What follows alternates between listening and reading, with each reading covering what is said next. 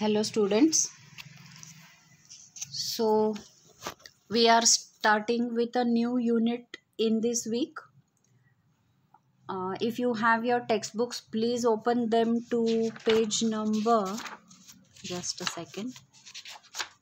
Yeah, if you have a textbook, please open your books to page number 101. We are going to start with unit 12, Two Gentlemen of Verona. So let us start reading the lesson.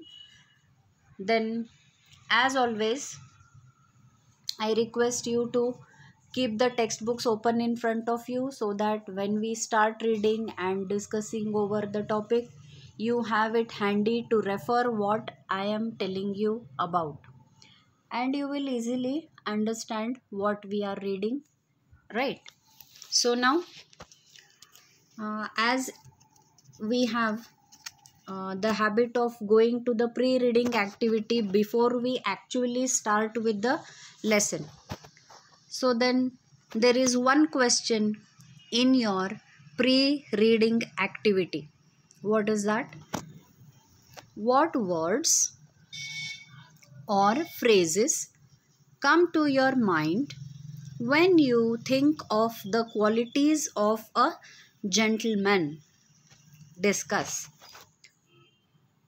Now, students said this is a very easy question, but at the same time, a bit, you can say, not difficult, but has a wider scope to be considered. So, let us try to discuss some points. As soon as you hear the word gentleman, now this is a very common word. You have heard it many times. You have used it in your day-to-day language many a times. So then the question to us is, what do you mean by a gentleman? Rather, let us put it in other way. Whom do you call a gentleman? Now, let me put it in some other way for you to make it more easier for you to understand. When you call a certain person that he is a gentleman, then what makes you call him a gentleman? What specific qualities does that person possess so that you call him a gentleman? Now, students, had this been our classroom teaching, then I would expect the answers from you only.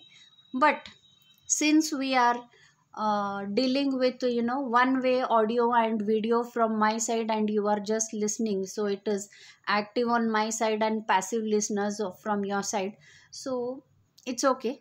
Let us try to analyze some points. I hope you will also agree with what I have found out for you, maybe. And if you can add a little more number of qualities that you feel apart from these which we have mentioned here, you can make a list of such things, write down in your notebooks, and always you are welcome to share with me also.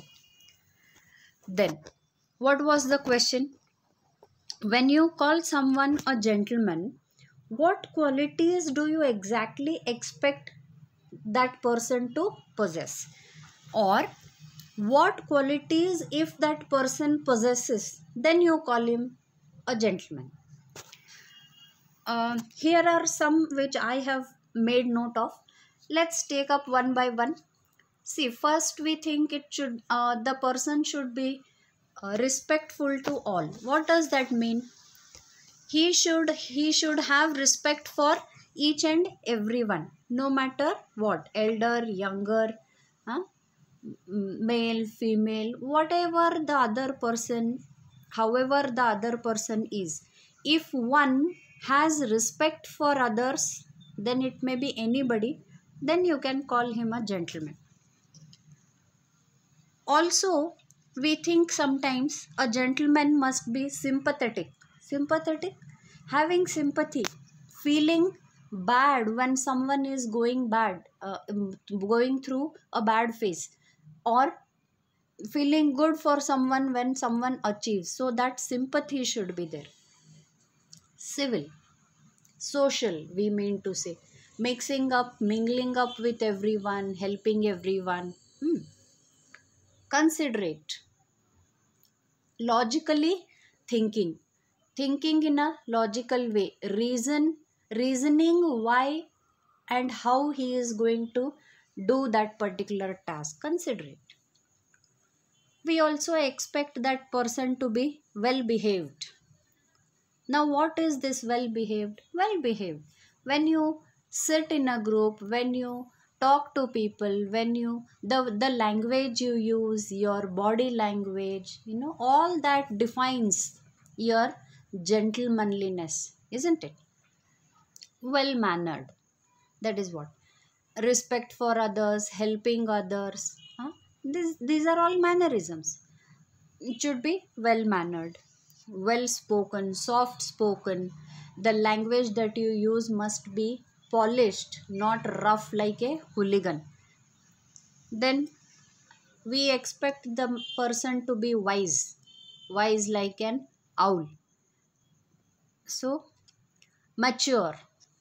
Then that again it comes the rational thinking, mature, having the ability to take decisions and implement them so that it benefits him as well as others, not hurting others, not harming others. Mature understanding, we say. Understanding, understand the problem and solve it instead of simply holding over it. Caring for others, that's caring, helping, loving, empathizing. Courteous, polite. So, these are some qualities we expect a person to have, or some of these qualities a person to have if we have to call him a gentleman. If you can think of any other qualities other than these, please make a note in your notebook and you can share it with me also.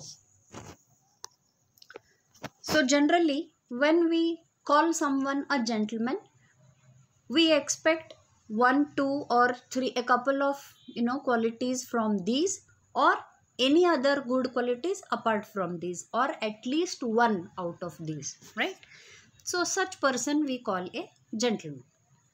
Now what lesson we are going to read is Two Gentlemen of Verona. Verona is a city.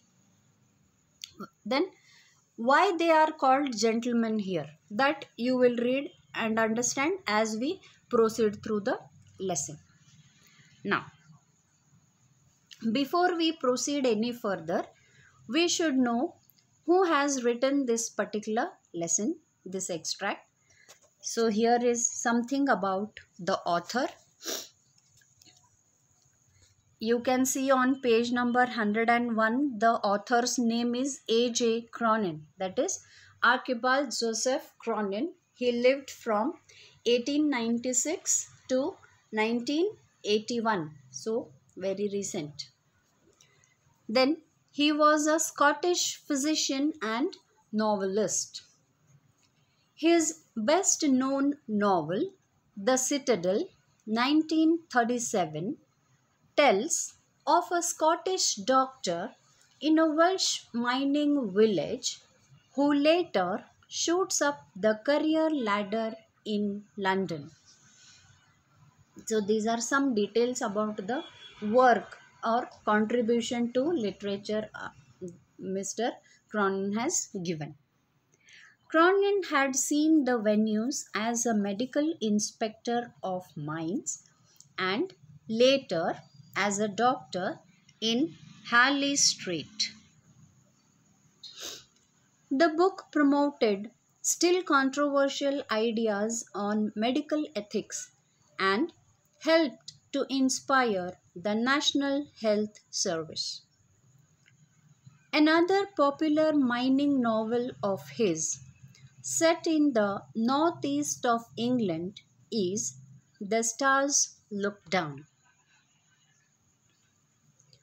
Both have been filmed as Hatter's Castle, The Keys of the Kingdom, and The Green Years. So one or two of his novels have been converted into films also. His novel Country Doctor instigated a long-running BBC radio and TV series called Dr. Finlay's Casebook, which was revived many years later. Now, at the end of the lesson in your textbook, you have, that is on page number 108, you have some meanings given for you, which reads as glossary.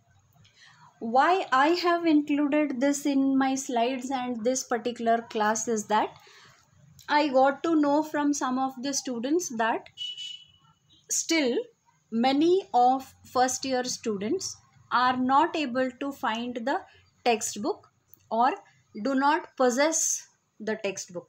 So this is just for your reference I have put in here. Those who don't have a textbook can write down these meanings. If you have a textbook with you, that's not a problem. You can always refer the text and get the meanings. I have just included it for additional information. Now, glossary means meanings of words which are difficult or which have appeared for the first time, and we are going to learn them in a simple way. Then first one, Verona. Verona is a city in Italy, and while reading you will come across, it is believed that Romeo and Juliet had once upon a time lived there. There means in that city of Verona.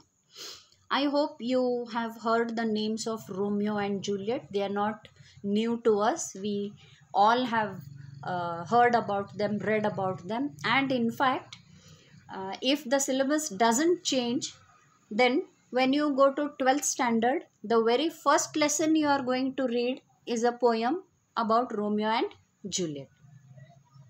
Okay, anyway. Then second one, the Alps.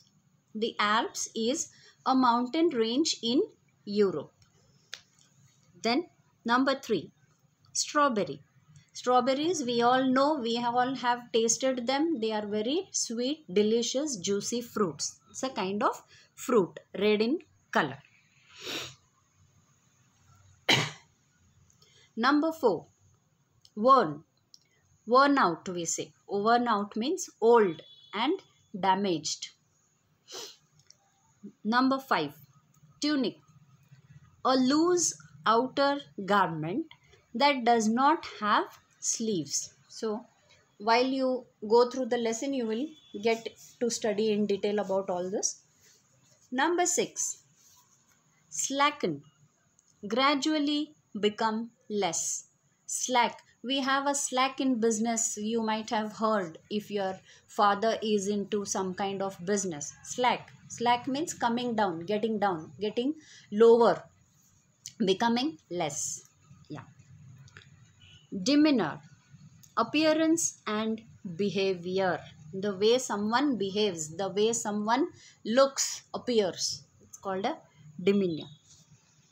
Then artless. Artless means innocent. One who does not think of deceiving others. Deceiving means doing some kind of fraud, or you can say in simple word, cheating. Opera, a musical drama. Ravioli, an Italian dish called pasta filled with meat or cheese. Then vestibule, small enclosed area on the front of a house. Then cubicle, a very small enclosed area. Then put out, offended, annoyed, upset. Annoying means making someone angry. And then the last one, hawk. Hawk means to try to sell things by going from place to place, asking people to buy them. Sometimes You might have seen people going door to door selling things. They are called hawkers. They carry a, a square or a rectangle type of thing, which runs on the wheels, and then they push it with their hands. Sometimes vegetable people get it, sometimes fruits, vegetables, fruits, those people. Then your plastic and all these items are sold like that. They are called hawkers. The person who sells things in that format, going from one house to another in the same street, they are called hawkers. So these are some meanings. As I told you, if you have the textbook, no problem. If you don't have a textbook, please write this down in your notebook, so that when you start reading the lesson, it is going to help you indeed. So now, for this week, this is all you are going to have. In the next week, I will start reading actually the lesson that is on page number 101, and let us try read and understand what is the story of the two gentlemen of Verona. Till then, if you have a textbook, please read the lesson, so that when I am explaining it in the next upcoming classes, it will be easy for you to understand. Okay? Till then, take care of yourself. Bye.